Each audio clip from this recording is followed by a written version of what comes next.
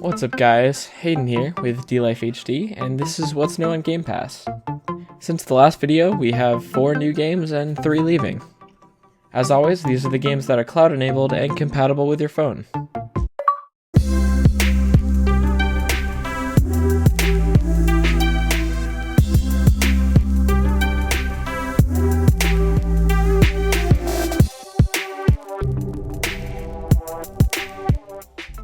With that said, let's get right into the first game, which is Lost Words Beyond the Page. Now, this is a really beautiful, kind of visual novel type of thing, so it's almost entirely narrative driven.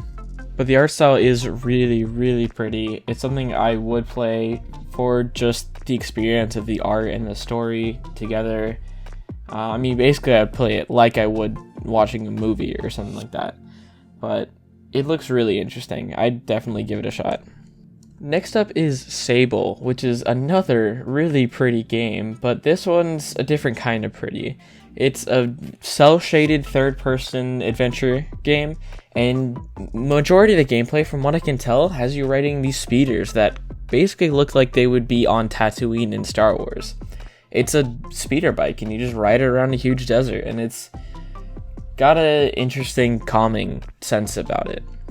I don't know. Alright, now we have Subnautica Below Zero.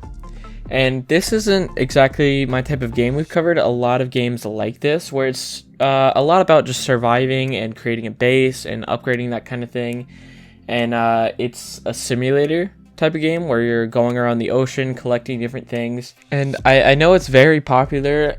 This game and the one before it were both very popular. I see a lot of people playing it all the time on streams and everything. It's really just not my type of thing. I know it's definitely got its fan base, so I'd definitely check it out. Just go for it. Alright, now lastly for our new games is Aragami 2. Now, this game looks super cool. But the art style, the gameplay, everything about it just looks like such a fun time. This is probably the one I'm most likely, out of the new games coming this week, to play myself. This game just looks like an absolute blast. It's a third-person stealth game. The game says assassin, but to me, it very much looks like a ninja game. I don't know if they actually classify it as that, but it's ninjas, okay? But it looks awesome. Just trust me, okay? Okay, and now on to the games leaving this week. First up, we have Drake Hollow. Now, this game looks interesting. It's a bit weird.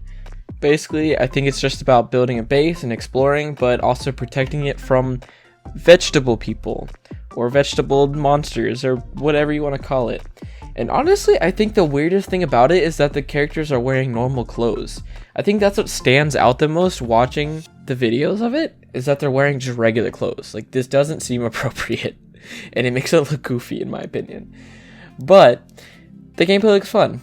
It looks like just pretty standard combat, but like the good kind of standard combat where it looks just fun to play, and that's what's important. So yeah, I don't know, give it a shot maybe. Next is Warhammer Vermintide 2. Hopefully I said that right. I have no idea.